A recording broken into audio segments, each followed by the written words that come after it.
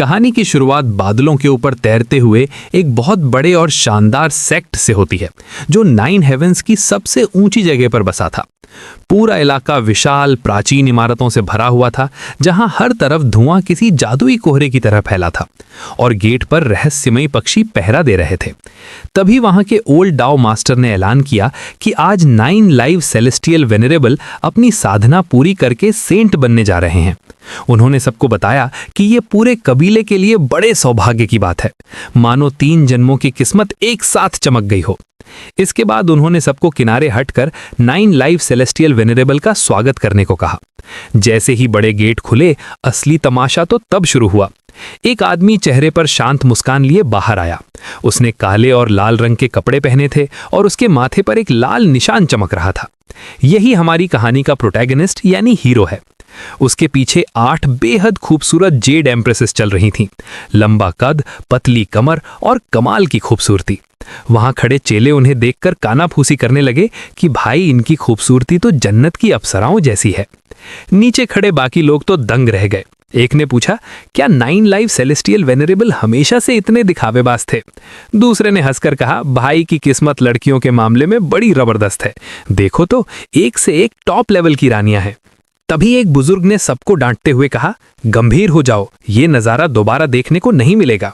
उन्होंने याद दिलाया कि कैसे इस योद्धा ने पहले मॉन्स्टर रेस को हराया और डीमन रेम को तहस नहस कर दिया था। जो भी उनके खिलाफ गया वो आज जिंदा नहीं है। उनके शब्दों में कहें तो ये इंसान इनविंसिबल है। अब ट्रिब्यूलेशन यानी असली परीक्षा शुरू हुई। आसमान फटने लगा, हवाएं चलने लगीं और सारे बादल एक जगह जमा हो गए। हमारा हीरो अकेला खड़ा मुस्कुरा रहा था और उसने ऐलान किया कि आज वो इस आसमान को पार कर जाएगा। उसके माथे का लाल निशान चमकने लगा और उसने चुनौती दी कि देखते हैं उसे कौन रोकता है। तभी आसमान में एक खौफनाक परछाई दिखी।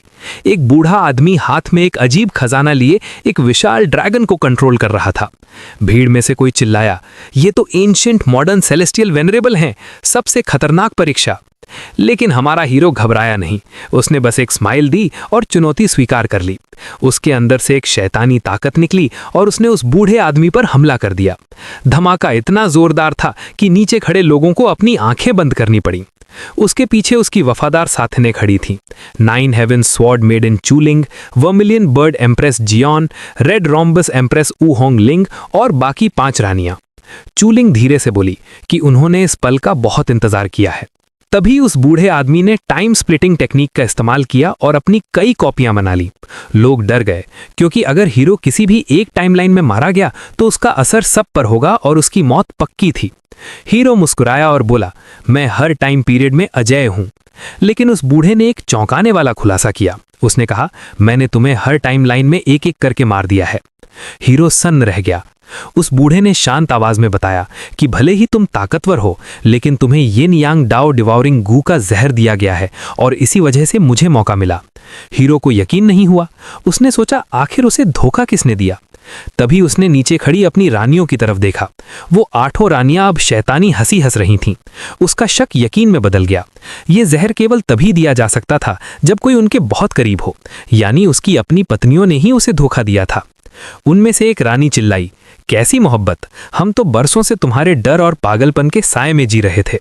दूसरी बोली, क्या तुम्हें फांगवू याद है? अगर वो ना होती तो मैं तुम्हारी जगह होती। चूलिंग ने तो हद ही कर दी। उसने चिल्लाकर कहा, इसे मार डालो, ये एक राक्षस है और इसे खत्म करना ही धर्म है। इसके मरते ही हम आजाद हो जाएंगे। हीरो का दिल टूट गया, लेकिन उसने हार नहीं मानी। उसने हाथ में एक लाल एनर्जी बॉल बनाई और बोला, मैंने तुम्हें रानियां बनाया और तुम सब इतनी एहसान फरामोश निकली।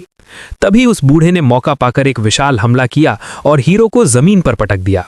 धमाका इतना जोरदार था कि पूरी दुनिया हिल गई। रानियां ये सब देखकर खुश हो रही थीं। लेकिन तभी धुएं के बीच से हीरो की आवाज आई। उसने ठंडे लहजे में कहा, अगर मुझे मरना ही है तो तुम सब भी मेरे साथ मरोगे। उसकी आंखें खून की तरह लाल हो गईं और उसकी पूरी ताकत बेकाबू होने लगी। उनमें से एक रानी ने भांप लिया कि वो क्या करने वाला है और चिल्लाई, सावधान, ये खुद को ब्लास्ट करने वाला है। उसने चिल्लाकर सबको वार्निंग दी कि हीरो सबको अपने साथ मौत के मुंह में ले जाना चाहता है और सबको वहां से भागने को कहा। लेकिन चूलिंग को समझ आ गया था कि अब बहुत देर हो चुकी है। वहां खड़ा वो बूढ़ा जो डावेस फॉर्मेशन चला रहा था, उसने लू की तरफ देखा और एक ठंडी आह भरी। उसने कहा, तुम इतने जिद्दी क्यों हो? सच कहूं तो इस लड़ाई में मुझे वो मजा नहीं आया जिसकी मैंने उम्मीद की थी। उसने आगे कहा कि क्योंकि लू को जहर दिया गया था, इसलिए ये जीत उसकी असली ताकत की जीत नहीं मानी जाएगी, इसीलिए वो लू को एक और मौका देगा। इसके बाद उस बुजुर्ग ने अपना हाथ घुमाया और लू के साथ साथ उन 8 रानियों को एक घूमते हुए पोर्टल में खींच लिया।